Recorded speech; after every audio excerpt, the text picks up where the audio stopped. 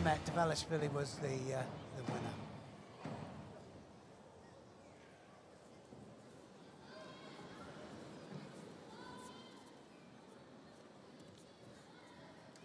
Two big throwers as well. Let's hope that they get it on and mix it up, and good start there from Dvalishvili. Slowly sort of Kamigoshi there.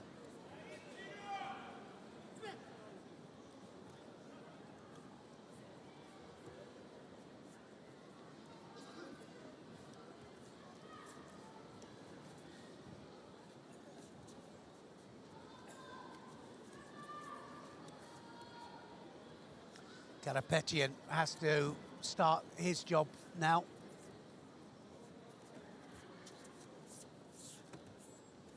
Look at that. Dvalishvili there says, I want to get back inside. They're fighting so hard for the grips. Why would you let go and then come back and reset?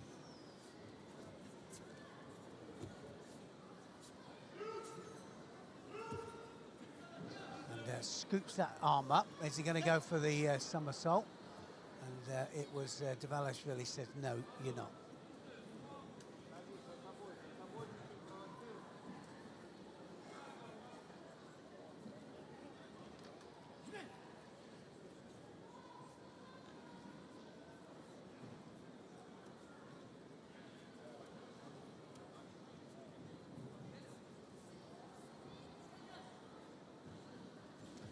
Somebody, I get the feeling, is going to go over the top here.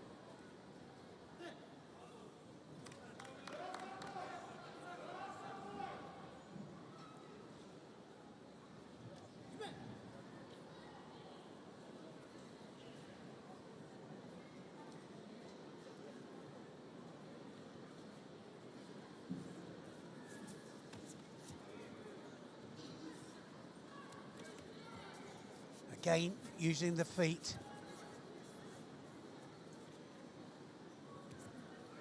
Dvalishvili looking for the Uranagi. And look at Karapetian now. The counter to it, of course, is the Kouchigari. But if they overstep that leg, then you go up and over. They have to unhook the leg, and then they can go for it. That's the counter to the counter. Sonisura Kamigoshi, it's it. Oh, beautiful. Dvalishvili, Sonisura Kamigoshi, right the way over the top there, and Karapetian lands flat on his back.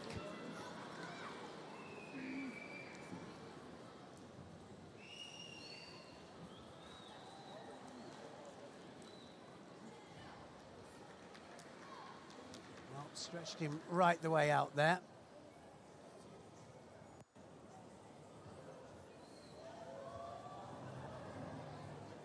Didn't land very well. Good contest in the offing. Home man up against a dangerous Paolatti. Yes, he hasn't got any world ranking, has he, Paolatti? He has got that snaking Ouchigari, though. It was one of the reasons I asked. Because obviously that runs in the family. Yeah. By accident. Sure, they weren't born with it. Banazar! Ippon scored, and straight away there, the Uchimata, and over the top he goes there, Paolatti. Didn't get a chance to get off go. We didn't get a chance to see the snaking Ouchi either. No, it wasn't going to be there, was it? So Banazar then disappears underneath. World rank 15 coming into this tournament. And they're so pleased, the crowd. It's a little bit off and a little bit ring rusty.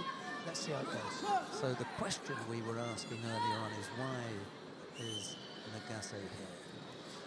Yes, I mean, is he going for a third Olympic gold medal? You know, you could say that, but it's 3.5 years to go.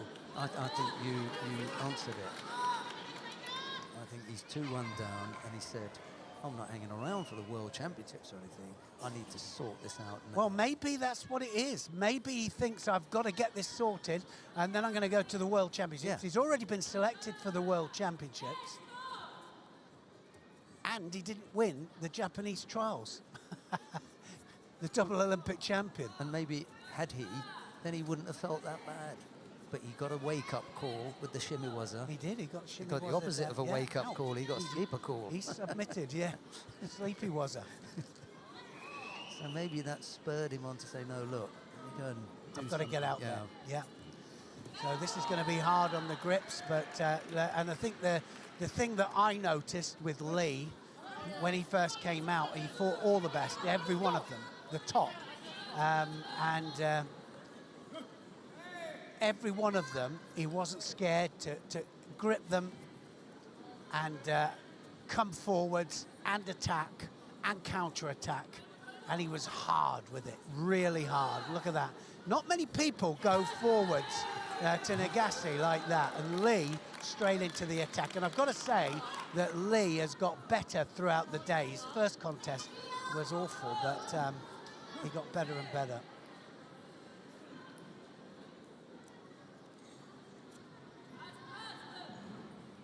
I say awful, but I mean, it wasn't his normal high level. Look at him pulling Nagase's head down. You don't see that very often. You don't.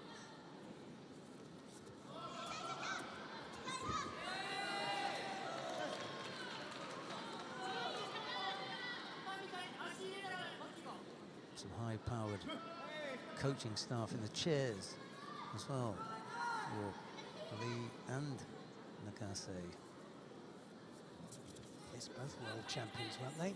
Huang Hite on the left of your screen there. Nice, that was right the way underneath there, Lee. Nagase will have to fire back, get on the game now. And yeah, Akimoto Hiroyuki, they won their World Championships a year apart.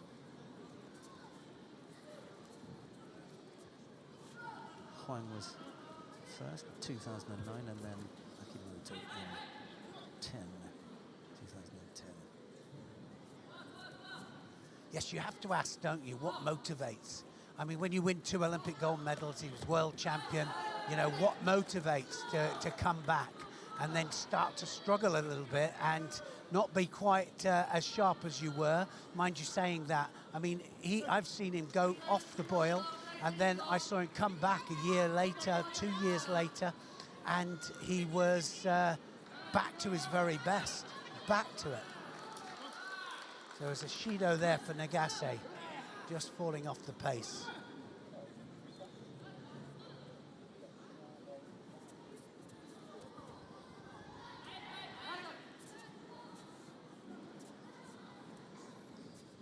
Single Shido picked up by Nagase.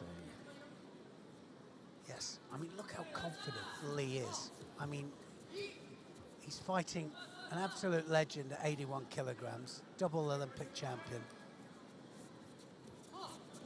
I mean, his performance in the Olympic Games, Nagase, was faultless against Grigalishvili, and Grigalishvili never even got into the match. He was nowhere near it. He just took him out with 2 wazaris as if he was just a normal fighter, and he's not.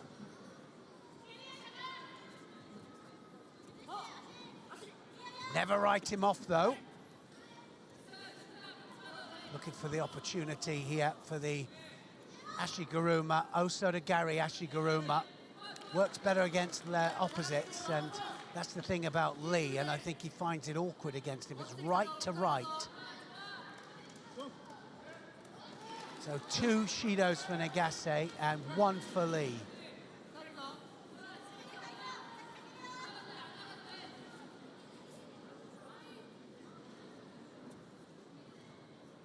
We're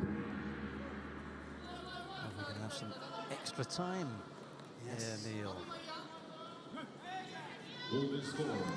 These are the kind of chess matches, aren't they, that you don't mind going into extra time. You know, it's not the most dynamic, but they're just cutting each other off and stopping each other with the big techniques. It's going to be something small.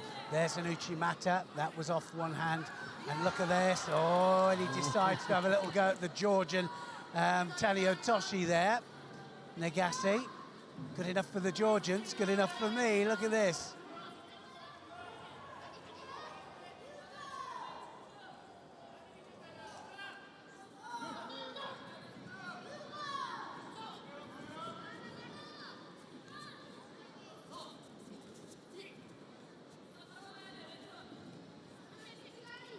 Yes, he'll be looking at this as preparation, Nagase, for sure. And also Lee. Lee's here for a reason as well. Far off. Beautiful Seoinage. Crowd really appreciating it. The level of this match. Watch this Seoinage here, and Nagase just rolls off.